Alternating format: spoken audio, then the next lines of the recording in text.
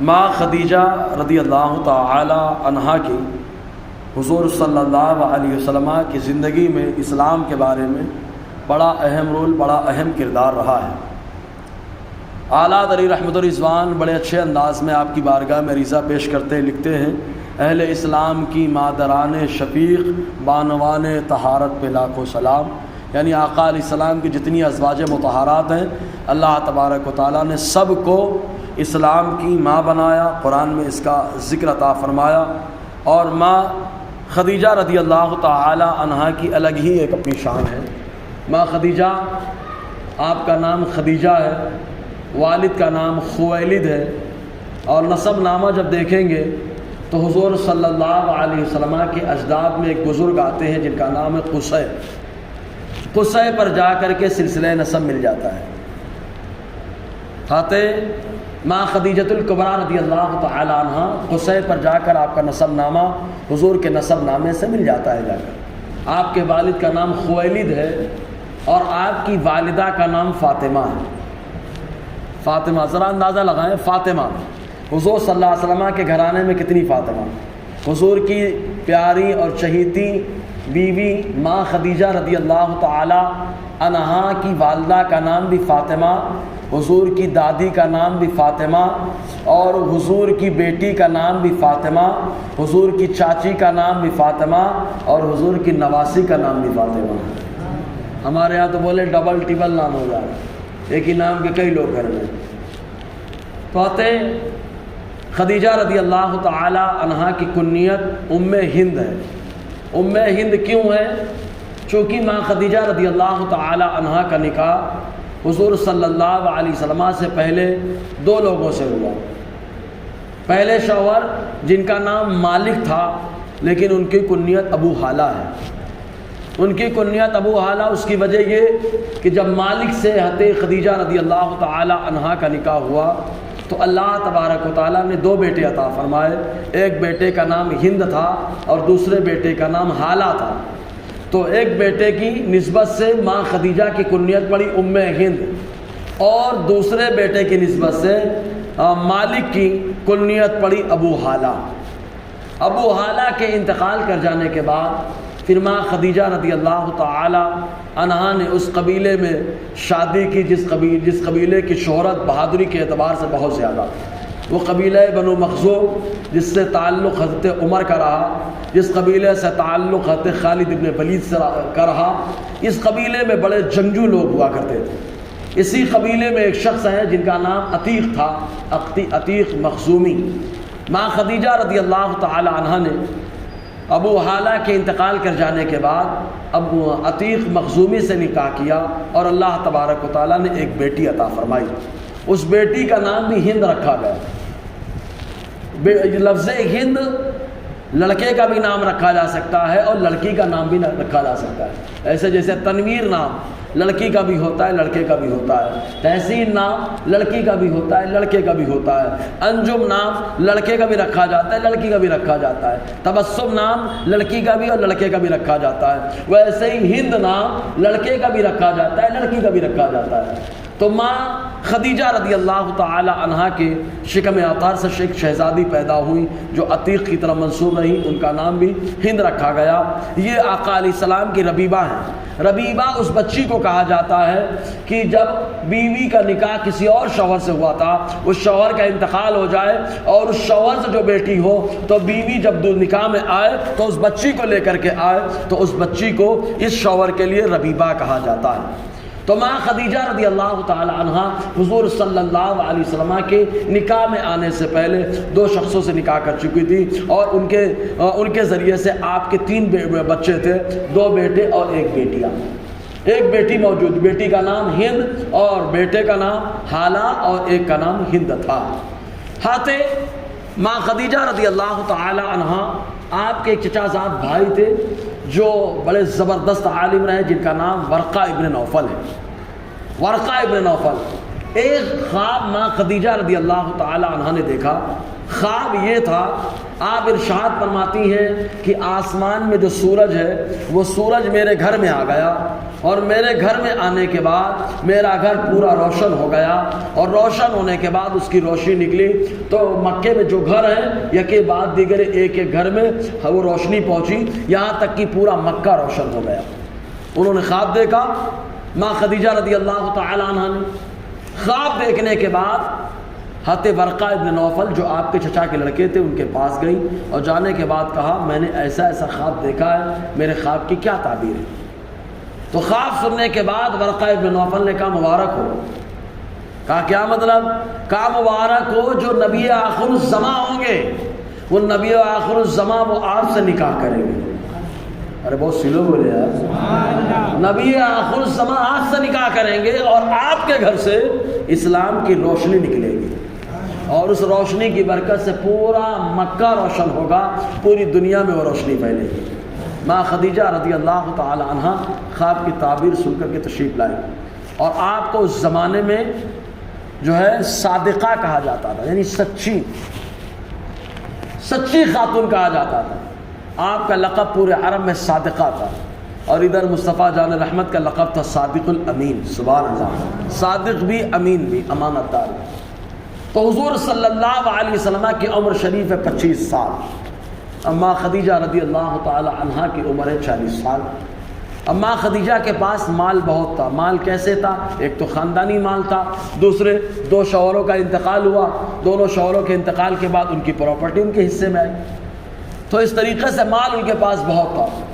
لیکن وہ سفر، چونکہ خاتون سفر کرنا ان کے لیے دشوار تھا، تو انہوں کسی ایسے شخص کی تلاش تھی جو سچا ہو، امانت دار ہو، محنت اس کی ہو، پیسہ آپ کا ہو۔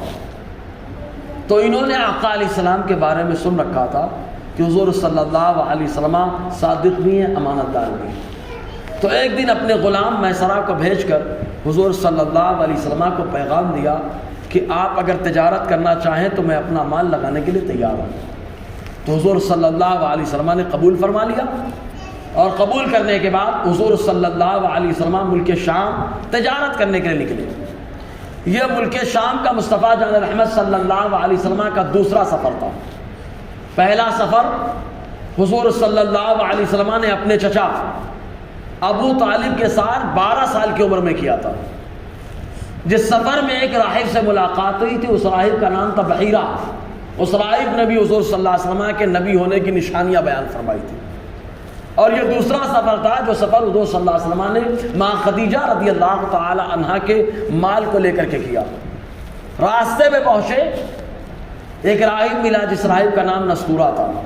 نستورہ راہب نے ایک درخت کے نیچے حضور بیٹھے تو میسرہ کو، جو ماں خدیجہ کا غلام تھا جو ساتھ میں آپ کے تھا، میسرہ کو بلایا اور بلا کر کے پوچھا یہ کون ہے جو درخت کے نیچے بیٹھے ہیں؟ تو میسرہ نے بتایا کہ یہ مکے کے رہنے والے ہیں۔ کیا نام ہے؟ کہا ان کا نام محمد ہے صلی اللہ علیہ وسلم۔ کہا کس قبیلے سے؟ کہا قریش کے۔ کہا اس درخت کے نیچے جتنے لوگ بیٹھے ہیں سب کو اللہ تبارک و تعالیٰ نے نبوت سے سرفراز فرمایا، سب کو نبی بنایا۔ تو یہ ضرور اللہ کے نبی آخر الزماں ہے، آخری زمانے میں جو نبی آنے والے یہ وہی نبی لگتے ہیں۔ نشاندہی کر دی۔ بہرحال ملک شام حضور صلی اللہ علیہ وسلم پہنچے، کاروبار کیا، تجارت کی، خوب منافع کمایا اور مکہ واپس تشریف لانے لگے۔ راستے میں میسرہ نے ایک چیز دیکھی، وہ یہ کہ جب دن میں دوپہر کے وقت آقا علیہ السلام چلتے تو دھوپ بہت تیز ہوتی ہے، تو آقا علیہ السلام پہ دھوپ نہ پڑے اس لیے ایک بادل سایہ کر رہا تھا، حضور کے اوپر ایک بادل سایہ کر رہا تھا۔ تو میسرہ نے دیکھا، وہ نستورہ کی بات اس کے دماغ میں تھی۔ بہرحال مکے میں داخل ہوئے۔ جب مکے میں آئے تو ماں خدیجہ رضی اللہ تعالی عنہا کا گھر مروہ کی پہاڑی کے پاس تھا، وہاں پر آئے۔ وہ آج چھت پر بیٹھی ہوئی دیکھ رہی تھی آقا علیہ السلام مکے میں داخل ہو رہے ہیں۔ جب مکے میں آئے تو انہوں نے دیکھا کہ آپ کے اوپر ایک بادل سایہ کر رہا ہے، تو ان کے دماغ میں یہ بات گھر کر گئی۔ اور خواب کی تعبیر بھی حضرت برقہ بن نوفل بتا چکے تھے کہ جو نبی آخر الزماں ہیں ان سے آپ کا نکاح ہوگا، نبی آخر الزماں سے نکاح ہوگا۔ دونوں بات آپ نے رکھی۔ مال منافع بہت کما کے لائے آقا علیہ السلام کو، منافع اللہ نے خوب دیا، اب میرا نبی ویسے بھی جہاں جاتا ہے اللہ منافع دے ہی دیتا ہے۔ حضرت حلیمہ سعدیہ کے علاقے میں جب حضور گئے بچپن میں، تو وہ علاقہ آج بھی زیادہ چارے وغیرہ نہیں ہے، پہاڑی پہ علاقہ لیکن کچھ ہے ماشاءاللہ، تو وہاں پر بکریاں سب کی جاتی لیکن شکم سیر ہو کر کے نہیں آتی، لیکن حضرت حلیمہ سعدیہ کی بکریاں شکم سیر ہو کر کے آ رہی۔ تو دوسرے لوگ کہتے ارے جہاں حلیمہ کی بکریاں چرتی ہیں وہاں چرایا کرو تاکہ تمہاری بکریاں شکم سیر ہو کر کے آئیں۔ ان کو کیا معلوم یہ بکریوں کا کمال نہیں، نہ چارے کا کمال ہے، یہ کمال تو اللہ کے محبوب کی آمد کا ہے، مصطفیٰ جان رحمت کی آمد کا ہے۔ سب کہتے ہیں آقا کو پالا ہے حلیمہ نے، سچ یہ حلیمہ کو سرکار نے پالا ہے۔ تو ماں خدیجہ رضی اللہ تعالی عنہ نے جب سب کچھ ہو گیا تو میسرہ اپنے غلام کو بلایا اور بلا کر ارشاد فرمایا یہ بتاؤ یہ بادل کا کیا ماجرا ہے، جن کے اوپر بادل کیسے کیا کر رہا تھا؟ تو میسرہ نے کہا دو عجیب چیزیں میں نے اس سفر میں دیکھی، پہلی یہ کہ نستورہ راہب نے نشاندہی کی ہے کہ اس درخت کے نیچے جو بھی بیٹھے وہ نبی ہوئے ہیں، دوسری چیز جب سے یہ مکے سے نکلے ہیں ملک شام تک اور شام سے مکہ آنے تک جب جب یہ دھوپ میں رہے تب تب یہ بادل ان کے اوپر سایہ کر رہا تھا، تب سایہ کر رہا تھا۔ ماں خدیجہ کے دل میں بات پہنچ گئی، آپ کو احساس ہو گیا، آپ نے پیغام نکاح بھیج دیا مصطفیٰ کو۔ سبحان اللہ۔ کہاں 25 سال کی عمر ہے آقا علیہ السلام کی، حالانکہ دو روایتیں اور ملتی ہیں، کچھ لوگوں نے کہا 23 سال عمر تھی، کچھ لوگوں نے کہا 21 سال عمر تھی۔ شیخ عبدالحق محدث دہلوی نے مدارج النبوہ میں لکھا ہے، لیکن صحیح ہے کہ حضور کی عمر 25 سال تھی، ماں خدیجہ کی عمر جو ہے نا 40 سال تھی۔ ہمارے یہاں ہوتے تو لوگ بولتے ہیں ارے لڑکی کی عمر زیادہ ہے، لڑکی کی عمر زیادہ ہے، بڑا فرق ہے۔ مصطفیٰ جان رحمت اسی فرق کو تو ختم کرنے کے لیے آئے، آقا علیہ السلام نے اسی کو ختم فرمایا کہ جس بیوہ کو لوگ گری ہوئی نظروں سے دیکھتے تھے مصطفیٰ جان رحمت نے اسی بیوہ سے نکاح کر کے تمام مومنوں کی ماں بنا دیا ہے، تمام مومنوں کی ماں۔ مصطفیٰ نے نکاح کیا اور نکاح کرنے کے بعد اللہ تعالیٰ قرآن میں فرما رہا ہے سورہ احزاب میں کہ مصطفیٰ کی بیویاں سارے مومنوں کی ماں۔ تو ماں خدیجہ رضی اللہ تعالی عنہ نے پیغام نکاح دیا تو آقا علیہ السلام نے اپنے چچا حمزہ رضی اللہ تعالی سید الشہداء امیر طیبہ حضرت امیر حمزہ رضی اللہ تعالی عنہ اور حضرت عباس اور ابو طالب سے مشورہ کیا۔ ان لوگوں نے قبول کر لیا کیونکہ صادقہ تھی، پارسہ تھی، متقیہ پرہیزگارہ تھی، قبول کر لیا۔ حضور صلی اللہ علیہ وسلم اپنے چاچا اور چند لوگوں کو لے کر ماں خدیجہ کے ہاں تشریف لے گئے، نکاح ہوا۔ نکاح میں حضور صلی اللہ علیہ وسلم کی شان میں خطبہ پڑھا گیا، خطبہ پڑھنے والے حضور کے چچا ابو طالب، خطبہ پڑھا۔ مہر جو رکھا گیا تو 29 ایک روایت کے مطابق 29 جوان اونٹ تھے، جوان اونٹ 29، اور دوسری روایت کے مطابق 12 اوقیہ سونا، یہ ایک وزن ہوتا ہے اوقیہ، اس کے اعتبار سے سونا رکھا گیا۔ نکاح ہو گیا، حضور صلی اللہ علیہ وسلم ماں خدیجہ رضی اللہ تعالی عنہا کے ساتھ رہنے لگے۔ ماں خدیجہ رضی اللہ تعالی عنہا کی شان اتنی زبردست کہ حضور صلی اللہ علیہ وسلم 15 سال زندگی حضور کے ساتھ خاص گزاری، ابھی نبوت کا اعلان نہیں ہوا۔ اسی دوران اللہ تبارک و تعالیٰ نے 1 2 نہیں مصطفیٰ جان رحمت کو 4 بیٹیاں 2 بیٹے عطا فرمائے، 4 بیٹیاں، حضرت رقیہ، حضرت زینب، حضرت ام کلثوم، حضرت فاطمہ رضی اللہ تعالی عنہن، اور 2 بیٹے، ایک بیٹے کا نام عبداللہ جنہیں طیب و طاہر کہا جاتا ہے، اور ایک بیٹے کا نام قاسم جن کی طرف منسوب کرتے ہوئے آقا علیہ السلام کی کنیت ابو القاسم ہوئی۔ تو حضور صلی اللہ علیہ وسلم ماں خدیجہ کے ساتھ رہتے رہے، لیکن اس دوران حضور صلی اللہ علیہ وسلم زیادہ تر غار حرا میں اپنا وقت گزارتے تھے۔ مکے سے غار حرا تقریباً 4 سے 4.5 کلومیٹر۔ ماں خدیجہ رضی اللہ تعالی عنہ پیدل جاتی تھی حضور کو کھانا لے کر کے، پیدل جاتی تھی کھانا لے کر کے، اور پہاڑی پہ چڑھو تو ڈائریکٹ میں بولتے ہو چڑھنے، جب آدمی کوئی چڑھنے لگتا ہے حرا کی پہاڑی پہ تو کہا جاتا ہے کھانا ناشتہ پانی وغیرہ لے کر کے چڑھو. یہ بہت بلند پہاڑ ہے، 4 کلومیٹر ایک تو لمبائی، پھر چڑھنا ہے. لیکن ماں خدیجہ لے کر کے جاتی. مجھے تو اتنا سمجھ میں آتا ہے اللہ والا بندہ ہو چاہے بندی ہو، اللہ تعالیٰ ان کے لیے زمین کو سمیٹ دیتا ہے. حدیث میں بھی آیا صحابہ کرام کہتے ہیں ہم حضور کے ساتھ دوڑ کے چلتے تھے. کیوں؟ اس لیے کہ جب مصطفیٰ قدم بڑھاتے زمین سمٹ جاتی تھی. تو مصطفیٰ کا قدم ہوتا تھا، صحابہ کو دوڑنا ہوتا تھا. بہرحال ماں خدیجہ لے کر کے جاتی ہیں. آقا علیہ السلام وہاں پہ کیا کرتے تھے؟ اللہ تعالیٰ کے بارے میں غور کرتے تھے. اللہ تعالیٰ کے بارے میں غور کرنا، فکر کرنا، یہ بھی عبادت ہے. جیسے ذکر خدا عبادت ہے ویسے فکر خدا بھی عبادت ہے. فکر خدا کرنا بھی عبادت ہے، ذکر خدا کرنا بھی عبادت ہے.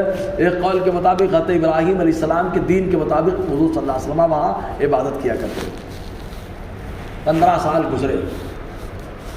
جب 15 سال گزرے تو حضور صلی اللہ علیہ وسلم کے پاس پہلی وحی غار حرا میں آئی. سبھی کو معلوم ہے. اب وہاں وحی کا تھوڑا بیک گراؤنڈ سمجھا دوں پھر ماں خدیجہ کی شان دیکھے.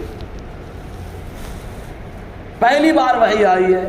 اب آدمی مثال کے طور پر آپ فکر مند ہیں، یار مجھے جانا ہے کارخانہ سنبھالنا ہے، جا کے کارخانہ سنبھالنا ہے. اب ایک آدمی آیا، اب جلدی جلدی پڑھ رہے ہیں کہ کارخانہ جا کے سنبھالنا ہے، کارخانہ جا کے سنبھالنا ہے. ایک آدمی آیا، سنو ہماری بات، تو آپ ہٹ کام ہے، ہٹ منع کریں گے نا، کیونکہ پڑھ کے جلدی سے کارخانہ سنبھال جانا. تو کیا سنو یار، نہیں سنیں. ارے بولے یار کارخانہ ٹینشن مت لو، میں سب شوٹنگ کر کے آ گیا. اچھا اس کی بات کر رہے تھے تو آپ مطمئن ہو جائیں گے. یعنی جو کام آپ سوچ رہے ہیں اگر اسی کے مطابق وہ کام بتا دے تو آپ اس کا سپورٹ کرنے لگیں. ایسے ہی ہوا. پہلی بار حرا کی پہاڑی میں غار حرا میں وحی لے کر حضرت جبرائیل آ گئے اور حضور اللہ تعالیٰ کے بارے میں غور کر رہے ہیں. جب وحی لے کر کے آئے تو جبرائیل نے کہا اقرا پڑھیے. حضور نے کہا ماں انا بقاری، میں نہیں پڑھتا. کیوں؟ اللہ کے بارے میں غور کرنا تو پڑھنے کی بات کر رہے ہو. سمجھ آیا؟ میں اللہ کے بارے میں غور کر رہا ہوں تو پڑھنے کی بات کر رہا ہوں. ماں انا بقاری، میں نہیں پڑھتا. پھر کہا ہلایا ڈلایا، پھر کہا پڑھیے، پھر کہا ماں انا بقاری، میں نہیں پڑھتا. جبرائیل کو محسوس ہوا. جبرائیل نے عرض کیا اقرا بسم ربک الذی خلق، پڑھیے اپنے اس رب کے نام سے جس نے پیدا کیا. مصطفیٰ نے پڑھنا شروع کر دیا. کیوں؟ اللہ کے بارے میں سوچ رہے تھے، فکر خدا ہو رہا تھا. اب اللہ کے نام سے پڑھ رہے ہیں تو ذکر خدا بھی ہو رہا ہے. فکر خدا بھی عبادت ہے، ذکر خدا بھی عبادت ہے. وحی نازل ہوئی. آقا علیہ السلام تشریف لائے اپنے گھر میں. ماں خدیجہ کے پاس مروہ کی پہاڑی کے بعد دروازہ کھٹکھٹایا. ماں خدیجہ نے دیکھا، چادر اڑایا. کہا ہوا کیا؟ مصطفیٰ نے بتایا ایسا ایسا ہوا. اب لوگ مجھے پریشان کریں گے، ستائیں گے، میرے ساتھ برا ہوگا. ماں خدیجہ نے کہا فکر مت کرو، جو دوسرے کا بھلا کرتا ہے اللہ اس کا بھلا کرتا ہے. آپ غریبوں کا خیال کرتے ہیں، آپ مظلوموں کی مدد کرتے ہیں، آپ کا کچھ نہیں ہوگا. چلیے میرے بھائی کے پاس. ورقہ ابن نوفل کے پاس گئے، جا کر کے پورا بتایا. ورقہ ابن نوفل نے کہا یہ فرشتہ جو آپ کے پاس آیا تھا یہ وہی فرشتہ ہے جو اللہ کے نبی موسیٰ کے پاس آیا کرتا تھا. اے کاش میں اس وقت حیات رہتا جب آپ نبوت کا اعلان کرتے اور آپ کی قوم مکے سے نکالتی تو میں آپ کی پرزور مدد کرتا، سپورٹ کرتا. حضور نے فرمایا کیا مجھے مکے سے لوگ نکالیں گے؟ ورقہ ابن نوفل نے کہا ہاں نکالیں گے. بہرحال تسلی دی. ماں خدیجہ کے ساتھ تشریف لے گئے. اس کے بعد مصطفیٰ جان رحمت نے صفا کی پہاڑی پر اللہ کا حکم آیا، کھڑے ہو کر مروہ کے پاس گھر صفا پہ چڑھ کر مصطفیٰ نے نبوت کا اعلان کیا. مخالفت شروع، اتنی شدت کے ساتھ مخالفت کہ گھر والے بھی مخالفت کرنے لگے. ابو لہب تک مخالفت کر رہا، سب مخالفت کرنے لگے.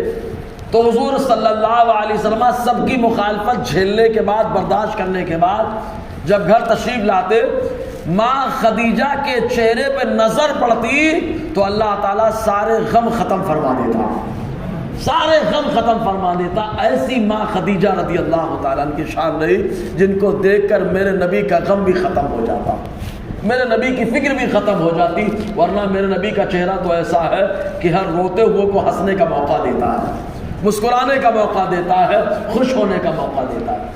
تو ماں خدیجہ رضی اللہ تعالی عنہ آقا علیہ السلام کے ساتھ کئی سال آپ نے زندگی گزاری، حتیٰ کہ ایک بار تو ایسا ہوا ماں خدیجہ پیالے میں کھانا لے کر کے آ رہی تھی حضور کے لیے، گھر میں کھانا لے کر کے چولہے کے پاس سے، کچن کے پاس سے نکلی، جبرائیل آ گئے۔ آنے کے بعد جبرائیل آقا علیہ السلام سے کہتے ہیں خدیجہ کھانا لے کر کے آ رہی ہیں، جب آئیں تو انہیں کہنا کہ ان کا رب انہیں سلام کہتا ہے۔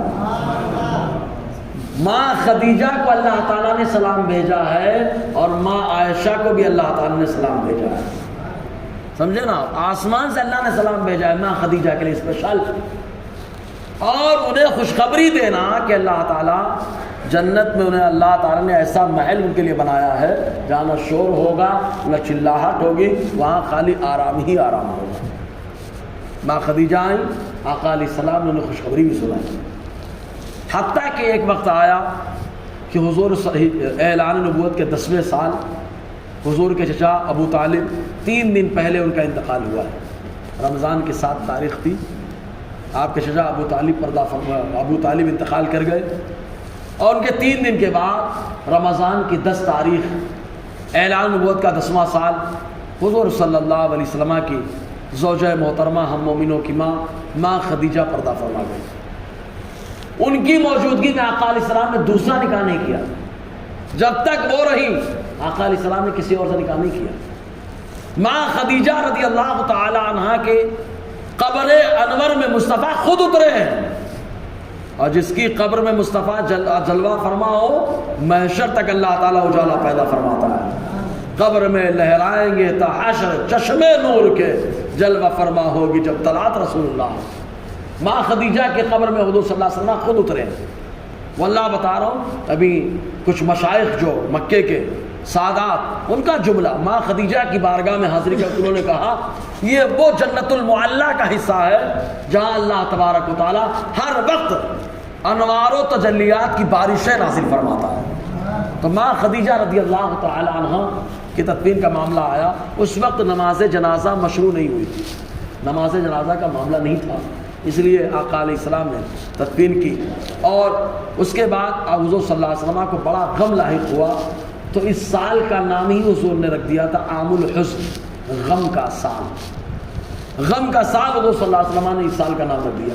پھر ماں خدیجہ رضی اللہ تعالی عنہا کے پردہ فرمانے کے بعد حضور صلی اللہ علیہ وسلم کافی فکر مند رہتے تھے، بچوں کا بھی معاملہ درپیش تھا، تو صحابہ کرام میں سے کئی لوگوں نے مشورہ دیا حضور نکاح کر لیں۔ حضرت ابوبکر نے کافی زور ڈالا، تو آقا علیہ السلام نے حضرت سودا بنت زمعہ جو بیوہ تھی ان سے نکاح کیا۔ پھر آقا علیہ السلام سے لوگوں نے کہا تو حضرت ابوبکر صدیق رضی اللہ تعالی عنہ کی شہزادی ہماری ماں عائشہ صدیقہ سے نکاح کیا حضور صلی اللہ علیہ وسلم۔ پھر بھی ماں خدیجہ سے اتنی محبت کرتے کہ اکثر آقا علیہ السلام ماں خدیجہ کا ذکر کرتے۔ ایک مرتبہ تو ماں عائشہ کہتی ہیں کہ کیا بات ہے، ان ضعیفہ خاتون کا بہت ذکر آپ فرماتے ہیں۔ تو آقا علیہ السلام نے ماں عائشہ سے فرمایا عائشہ خدیجہ نے میرا اس وقت سپورٹ کیا جب میں تنہا تھا، اور میرے سارے بچوں کی ماں خدیجہ ہے، سبحان اللہ، سوائے حضرت ابراہیم کے سارے بچوں کی والدہ وہی ہے۔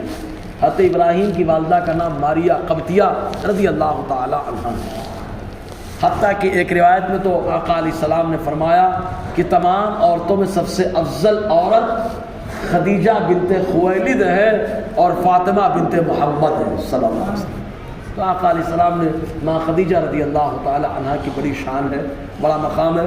اسلام میں 3 لوگوں کے مال کی بڑی اہمیت ہے، کیونکہ اس وقت ان لوگوں نے اپنا مال اسلام کے لٹایا جس وقت اسلام کو ضرورت تھی، مسلمان پریشان حال تھے۔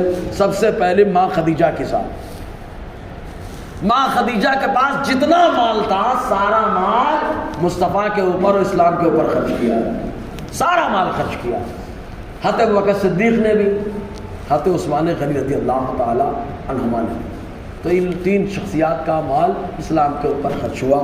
بہرحال اللہ تبارک و تعالی ہم سب کو ماں خدیجہ رضی اللہ تعالی عنہا کے فیوز و برکات سے مالا مال فرمائے۔